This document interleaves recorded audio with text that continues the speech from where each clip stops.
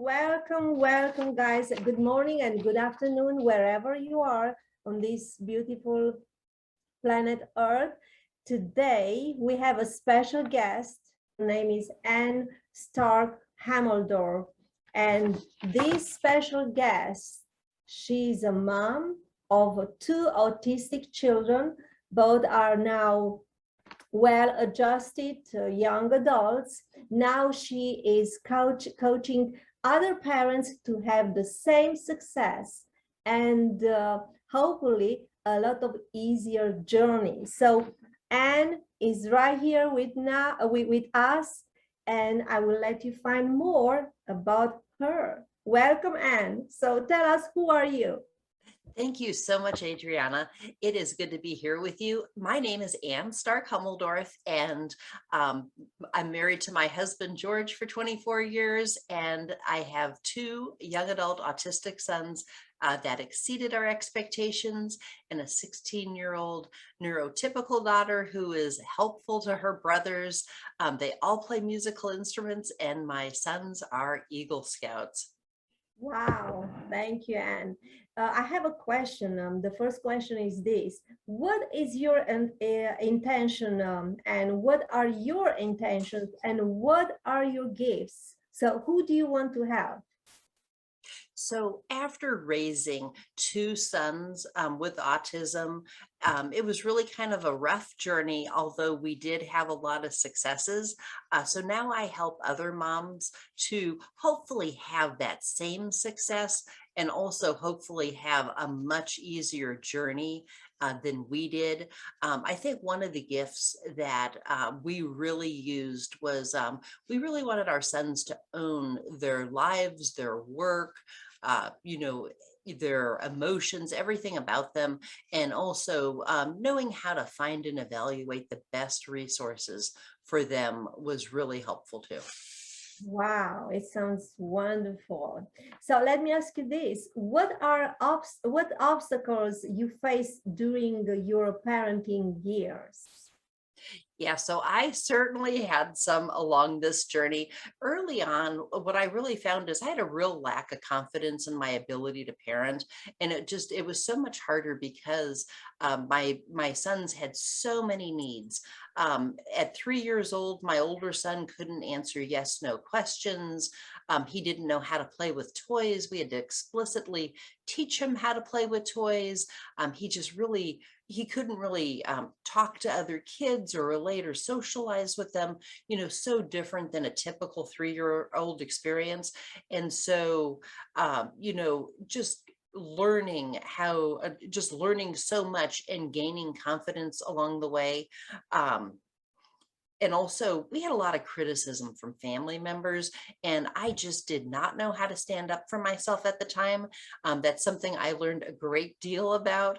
And so, learning more and being able to stand up for myself, my kids, translated right into how I advocated for resources for the kids in a collaborative way, so that the teachers weren't running away when they saw me. Yeah, right. I feel what you're saying. So, and please tell the audience 3 things that the parents with autism need to know. Yeah, so for me, I really had to heal my past because some of the situations my boys were in, really triggered me, and that was not helpful. Even sitting around a special ed meeting, about 15 years ago, I was that mom crying at the special ed meeting.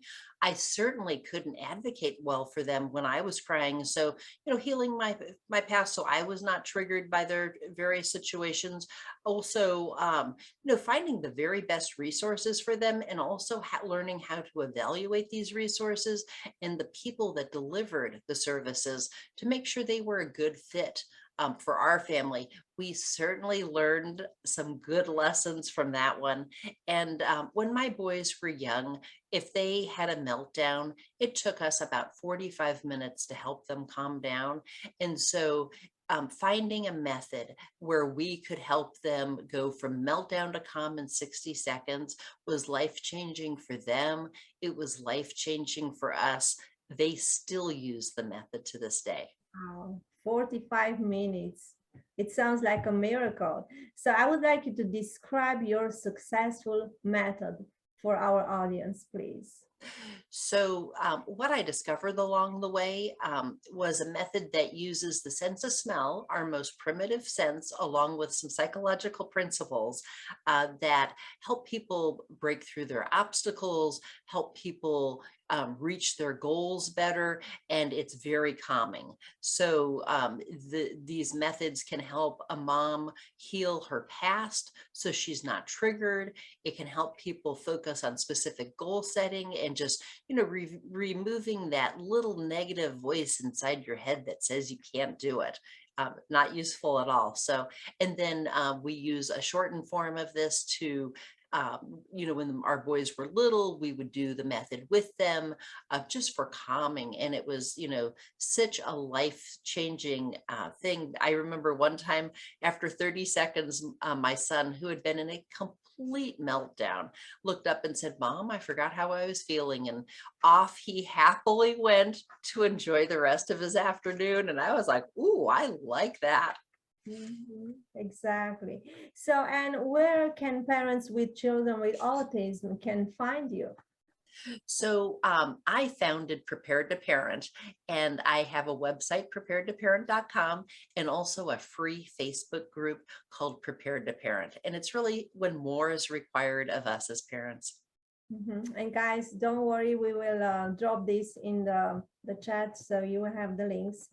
So, and I'm so pleased that you were able to come today to jump on my channel and share your knowledge, your skills, and your experience working with autistic children.